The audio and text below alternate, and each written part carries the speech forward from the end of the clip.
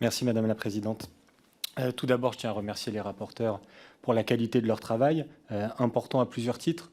D'abord parce que vous avez une parole officielle qui légitime les alertes qui ont été émises par des parents et des professionnels depuis de nombreuses années, et donc de voir dans un rapport de l'IGAS des mots qui sont mis sur des situations dramatiques. Je pense que c'est très important pour notre prise de conscience collective, et des travaux qui sont importants aussi parce que vous ne vous contentez pas de pointer les situations, mais vous mettez le doigt sur les causes structurelles qui provoquent cette maltraitance.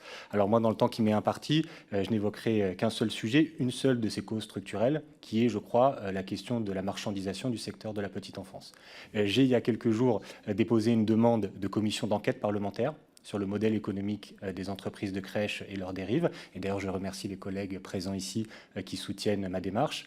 Eh bien, écoutez, je dois dire que votre rapport a apporté de l'eau au moulin de ma demande de commission d'enquête.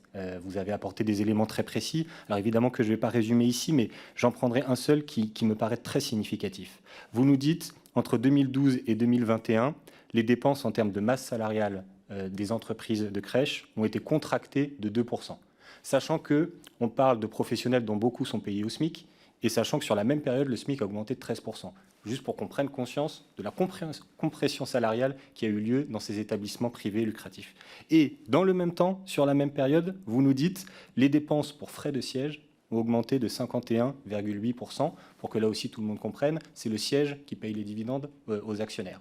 Voilà, on voit cette situation, et cette période de 2012 à 2021 que vous ciblez, elle est très intéressante parce qu'elle correspond à un moment où les entreprises de crèches ont vu leur actionnariat se modifier. On a eu à la fois un mouvement de forte concentration et on a des fonds d'investissement qui sont arrivés dans ce secteur. Je vais en citer qu'un seul, mais je le trouve très représentatif. L'entreprise de crèche Babylou a un fonds Antin Infrastructure Partners, 2,6 milliards de capitalisation boursière. Ils sont dans la fibre optique, ils sont dans les pipelines et ils sont aussi dans les crèches en France. Donc je pense qu'on a cette dérive qui a lieu, et ce qui permet de faire le bilan quand même. De conclure. Oui, je vais très vite, Madame la Présidente, je vais très vite. De conclure justement sur le bilan qu'on tire de l'ouverture au privé de ce secteur. Parce qu'on voit que ça coûte cher en argent public, on voit que la qualité d'accueil n'est pas au rendez-vous, et au moins le dernier argument qui restait, c'était de nous dire que ça permet d'ouvrir des places.